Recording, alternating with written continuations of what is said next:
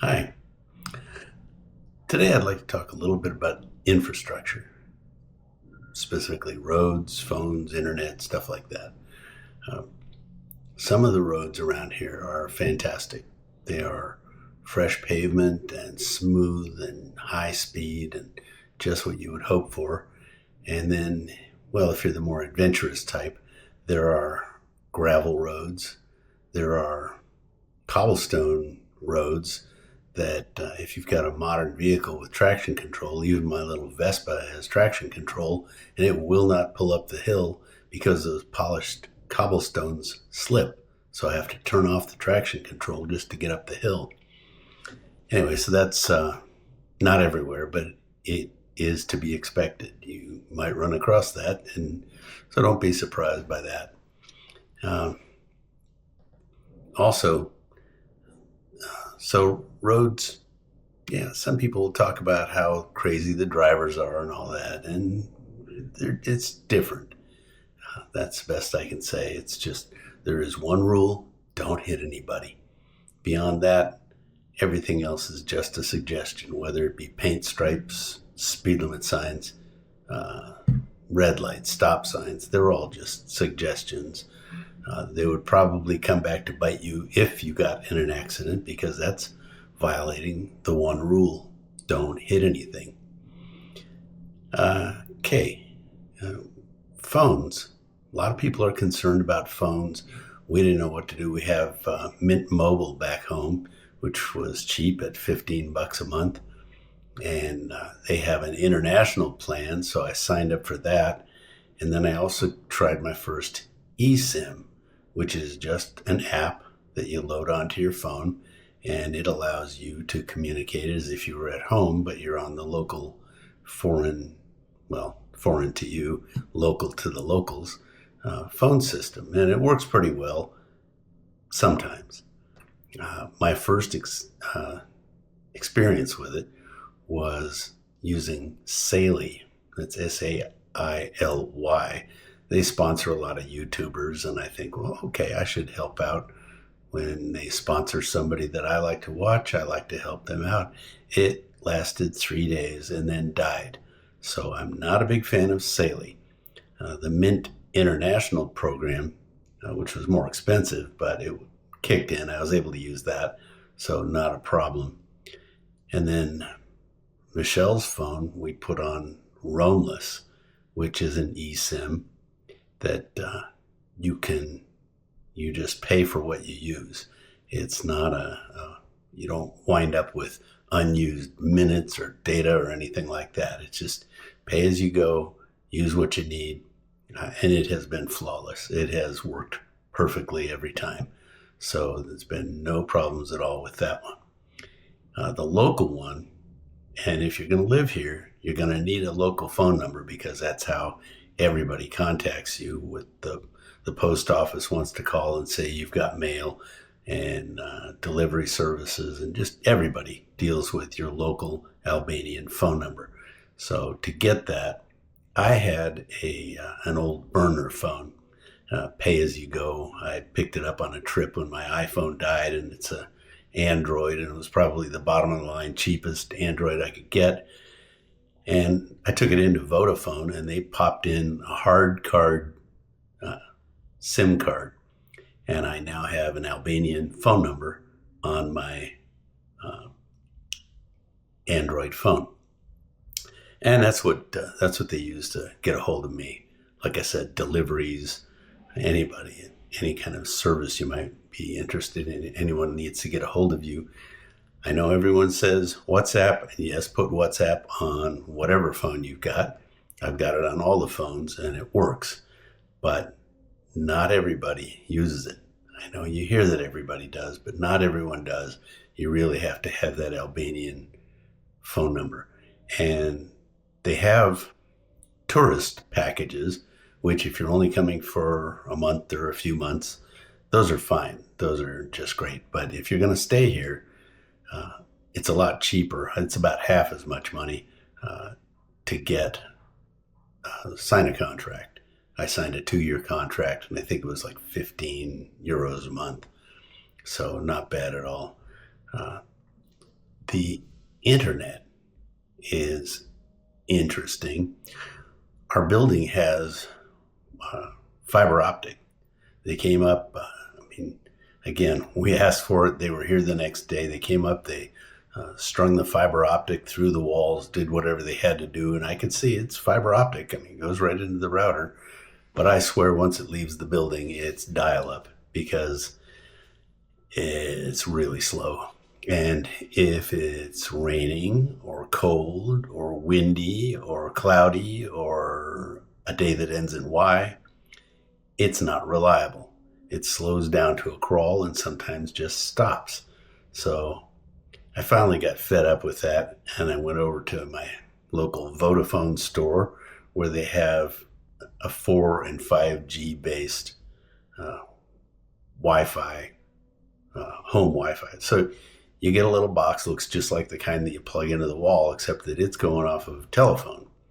And I got that, and it worked great for a while. But it seems to be acting up as well. It's slowing down.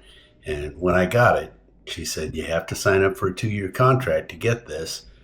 And I said, okay, what kind of guarantee do I have? And she just laughed and said, there's no guarantee, but you got to sign up for it. You can't just take it home and see if it works. So that may not be something, it may be something you're interested in or not, but be aware that it's a 2-year contract and you may not be happy with it. It's better, but honestly, using my iPhone with roamless, I get better, faster internet with that than I do with the one in our building or the one that I just got that's using Vodafone. I don't know what their roamless is going through Brussels or someplace. So I do the speed checks, and sometimes it crawls to a stop. 100 speed is not unusual. If I go across the street to the local bar or cafe, they bounce between 100 and 250 speed. And all of these places are claiming 1,000 gigabyte. So that's if you're standing under the tower where they're broadcasting from or whatever. But it's also bear in mind, we are in a resort town where almost nobody is here in the off season. So you don't have thousands of people calling up screaming that they've got to have their internet. And to be honest, I haven't even gone over there to tell them mine's not working very well. But I will. That's to come. And speaking of things not always working, when the big storms come, 2 things happen. When it's really stormy, we do get power outages. We've had, I would say, probably at least a dozen power outages. Most of them last about an hour and then they're back on. We had twice that it lasted a little over 24 hours before the power came back on. So that can be a concern. And our main concern is we're on the 9th floor and our dog has to go out to pee because we're not training him to pee inside. And that's 9 flights up and down every time the dog has to go out. And that's getting old. And then it doesn't even have to be a power failure in our building. When it rains, the elevator quits. Not every time. And it usually gets fixed within a couple of hours. But being on the 9th floor without an elevator, even if you're just going down on these nearly 70-year-old knees, that's not fun. So we are in the process of buying another place. It's an hour and a half south of here. It's not at the beach, but it's 1 floor with a little yard. So not sure where that's going to go right now. We may or may not keep this place. I love the view from the 9th floor, the sunsets, the quiet of this town, but the town that we're going to is quiet also. It's not a tourist spot, so that should be interesting, and I'll update you on that when I know a little bit more. People talk about the floods. It was raining all of November and most of December, and everybody says it never rains this much. Well, we were in Asheville when it never gets hurricanes, and it did. So is it the planet? Are we just lucky? I don't know. But when it floods here, it only floods from curb to curb. And then because the beach is right across the street, any excess water that flows over the curb is going into the ocean. Not like some places where it's several feet deep and cars are stopped. And we even heard about one of the local workers that went out to, I guess, inspect or check what was going on, and he died. So you got to be careful of floodwaters. You don't want to drive through them. You don't want to walk through them. You don't want to, you just leave that to the experts, and even they don't do well with them. But floods are not common, but they do happen. And if you're going to be looking for a piece of property here, I suggest checking the flooding, checking how it is.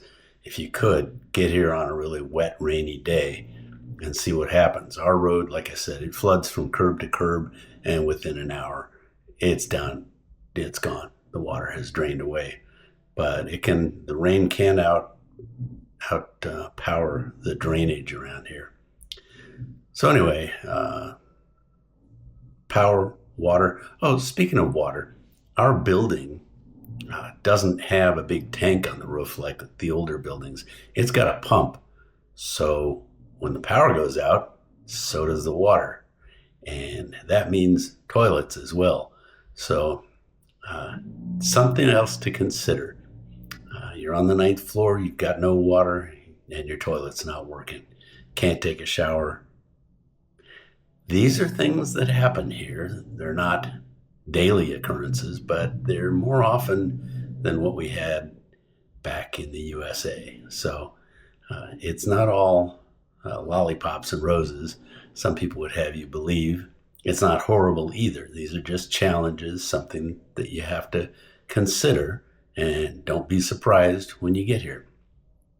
Oh, one last thing about water. Told you about the toilet doesn't work, the shower doesn't work. Showers in this country, they have what I guess is common in Europe, a wet room, where they just have the shower flood the entire bathroom. That's fairly common. The people that we bought from at least put up a little wall, a glass wall between the shower and the sink, so it contains some of the water. And then I put up a little curtain rod and a shower curtain, so most of the water stays in the shower. But it's also not unusual. This house we're looking at has, it's got a shower, but no shower curtain. You just stand there and hose down the whole bathroom. So that's probably going to change, because I don't think that's a great way to live. But they're used to it. It's what's normal to them. Okay, well, I guess that's about it for today. I'll try and keep these a little bit shorter, because we all know that the algorithm says shorter is better. That's why they got reels and shorts and all the other things.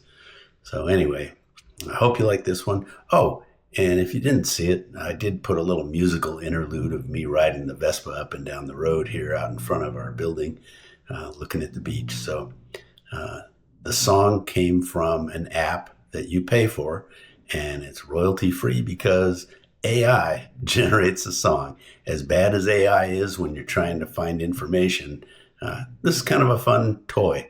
I can make up a song. I can tell it to make up lyrics. I can change the lyrics if I want.